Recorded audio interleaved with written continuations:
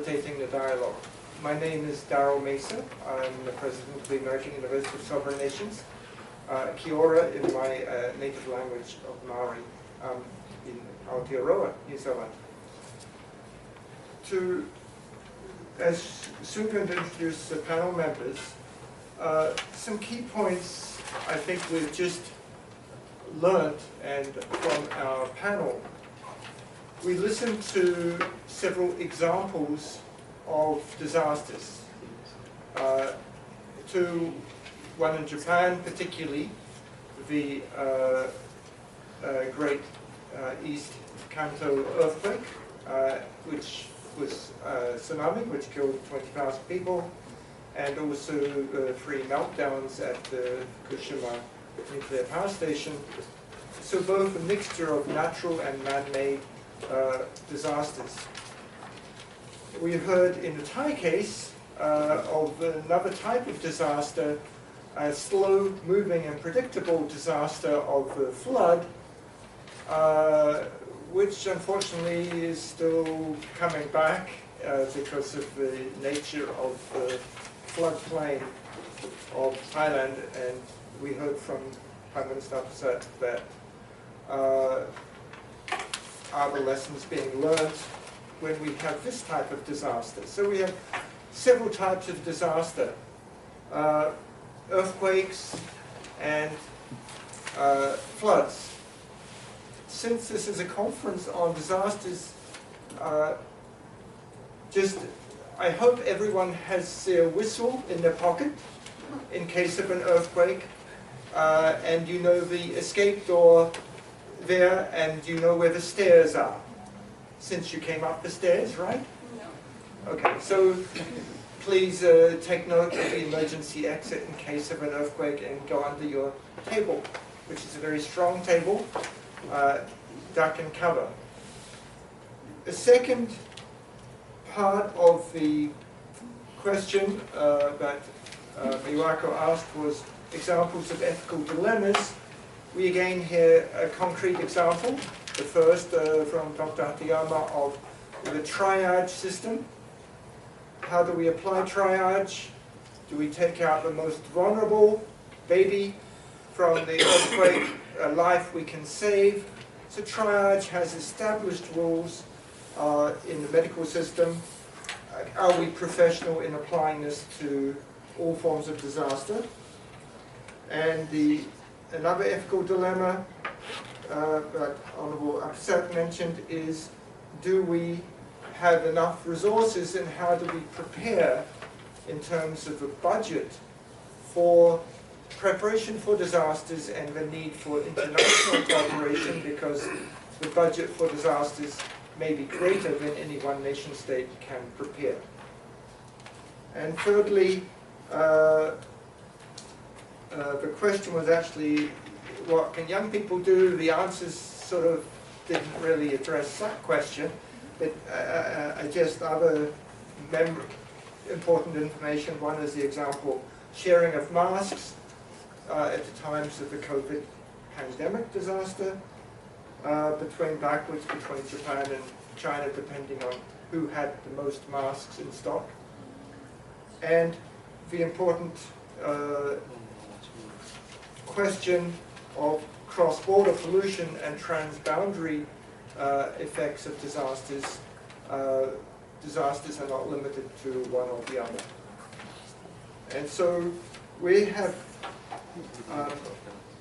a set of some questions for our distinguished panel members, and we are honored to have an international panel of people with policy making and research experience to answer some questions. And also, if you have some great question in the back of your mind, if you could write the question and pass it to us, the facilitators, we will try to include that in the question time. So we'd like the panelists to be succinct, to the point, and cover as much as we can.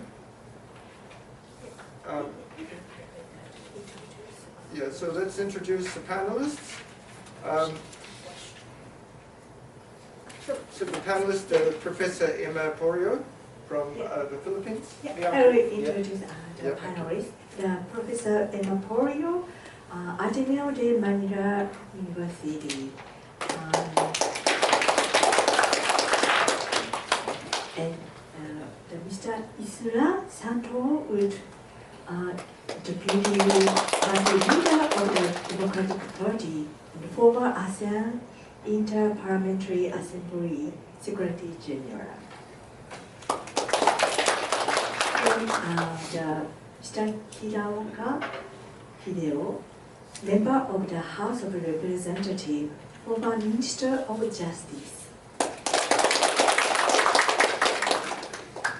And the Professor Surichai Wun'gaeo from the Chulalongkorn University and President Asia Pacific Socialist Party.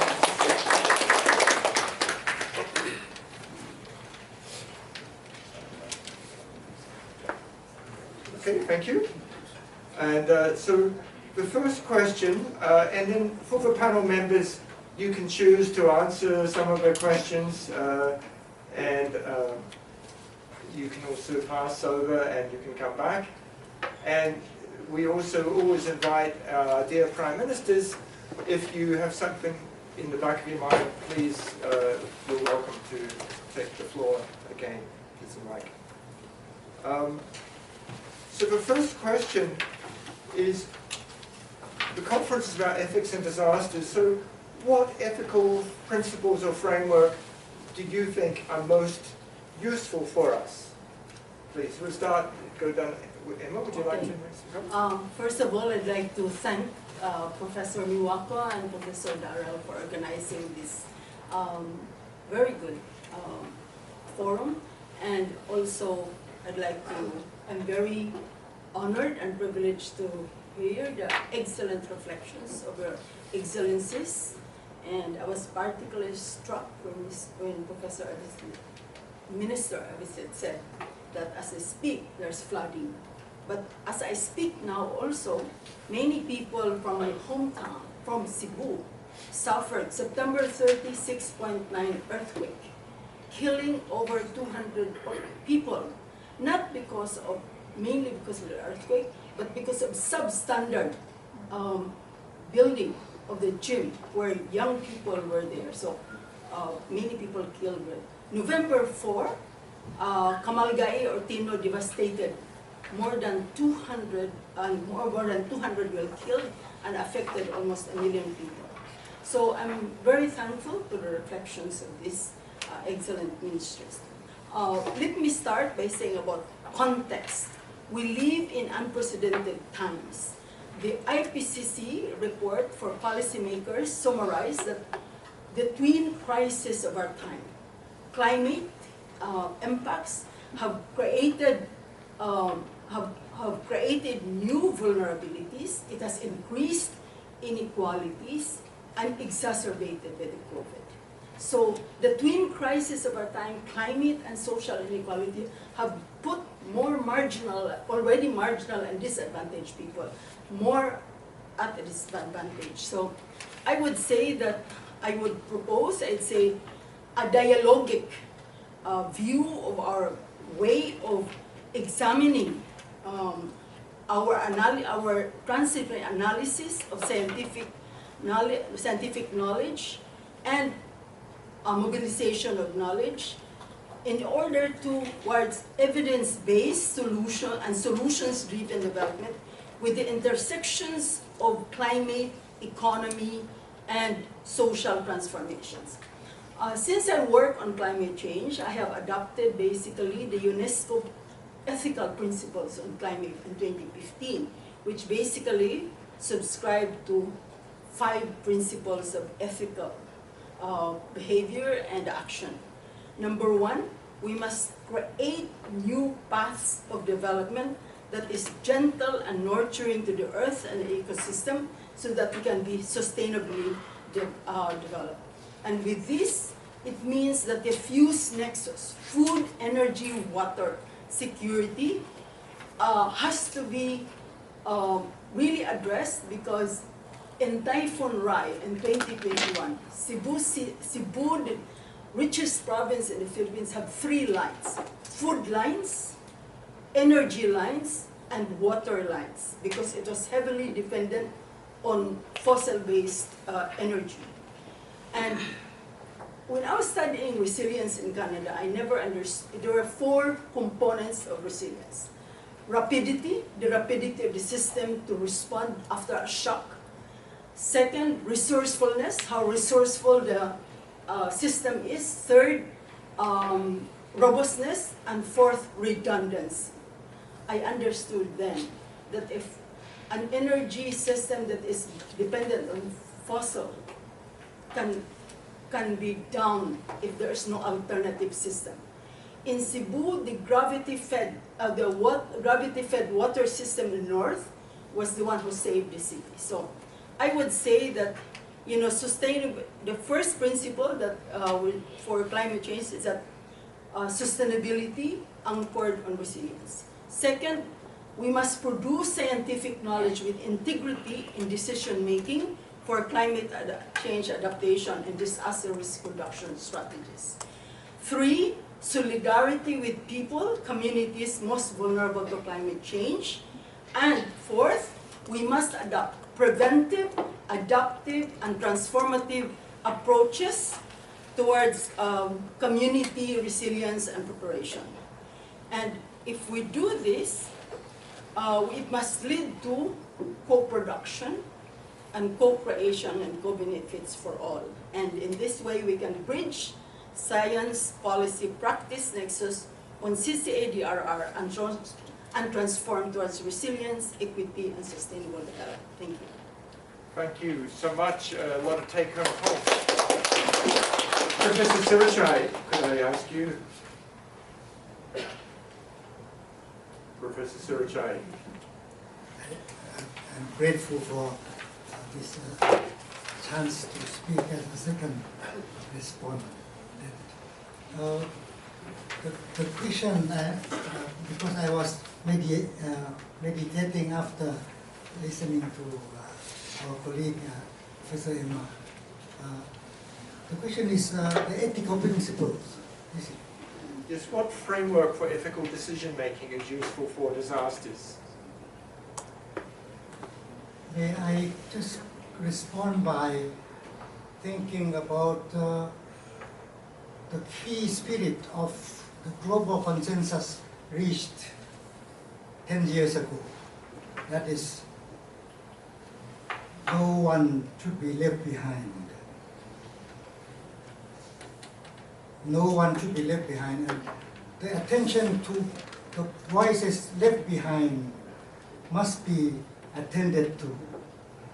So because in the world of structural inequalities, as mentioned by former Prime Minister Bisik, it's very clear that no one left behind, yes, but oftentimes left behind are pushed behind. The left behind are pushed behind and unheard, invisible.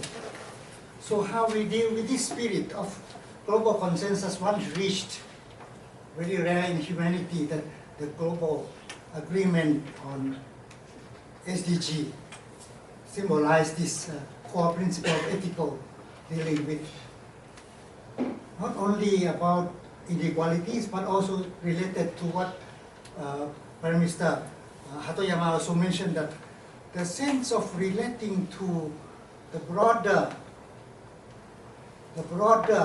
community you relate to. That sense, not only specific groups, but also beyond the borders.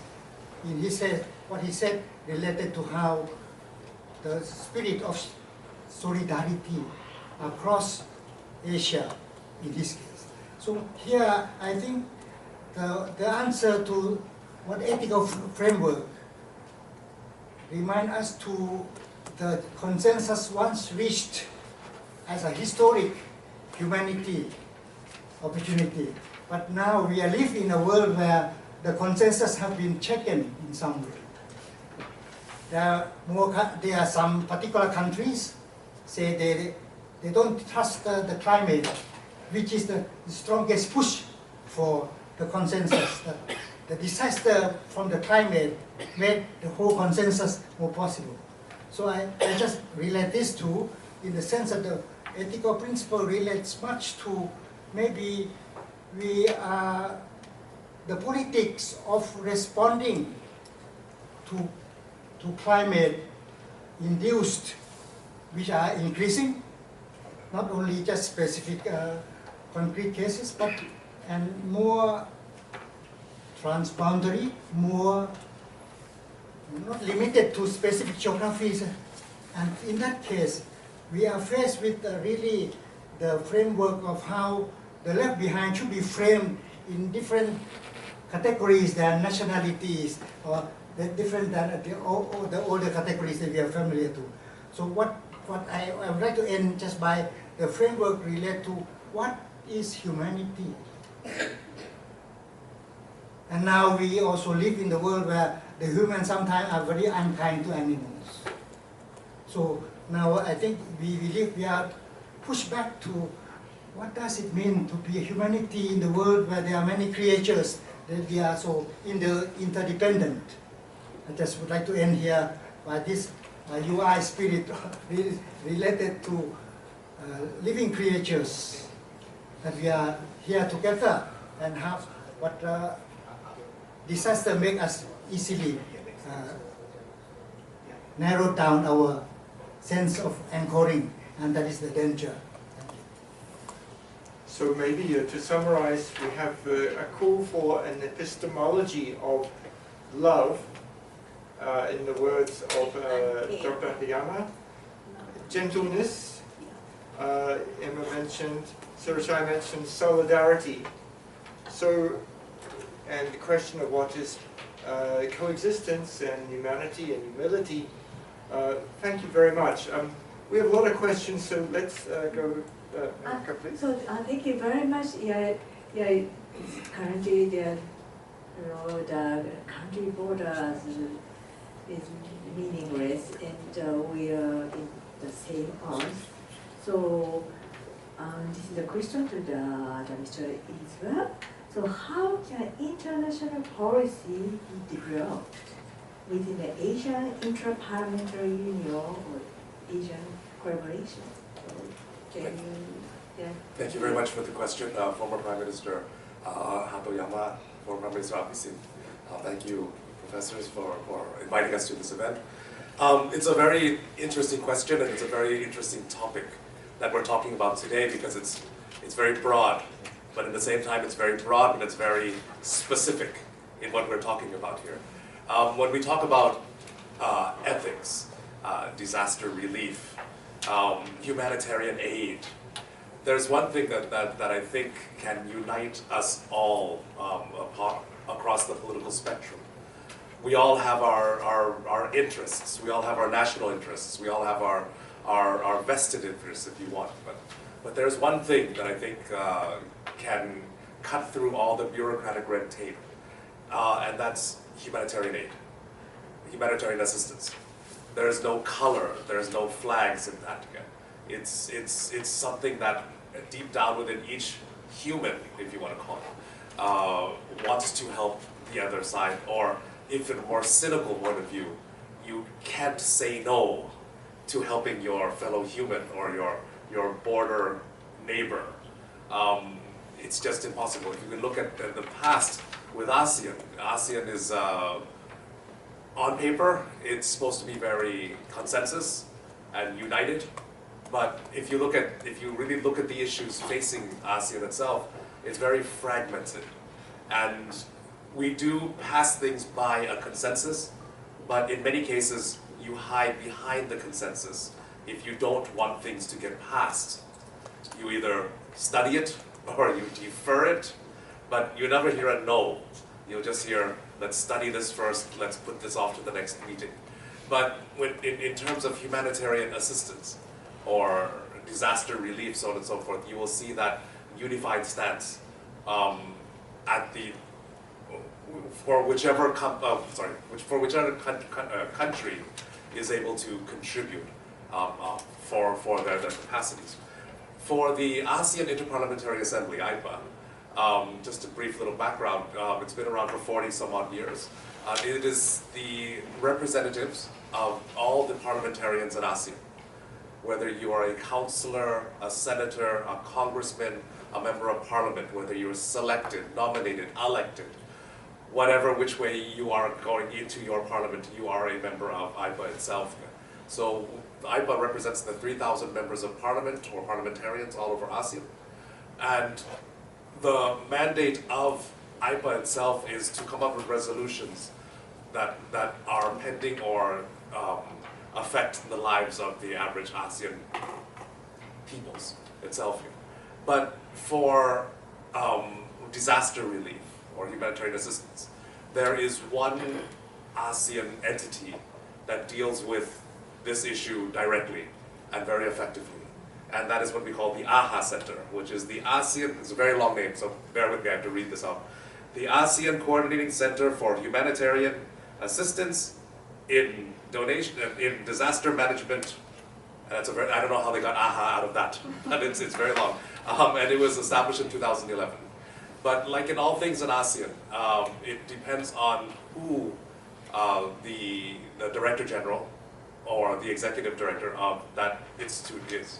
During my time at AIPA itself, I was in 2016, 2019, I was at the end of one of the most dynamic leaders of AHA, and she was very active, she was very strong, and she had a very good personality that portrayed her willingness to go past the ASEAN consensus to get the job done. And I think that's what ASEAN needs is, for lack of a better word, the political will to try to get things done, to want to get things done. Everything in ASEAN depends on whoever leads that organization itself. Okay? And during that time, it was very strong and very proactive itself. But for AIPA, for ASEAN, for governments, so on and so forth, the most important thing to keep in mind is that to get anything done is political will. The political will of the leaders themselves of wanting to get things done.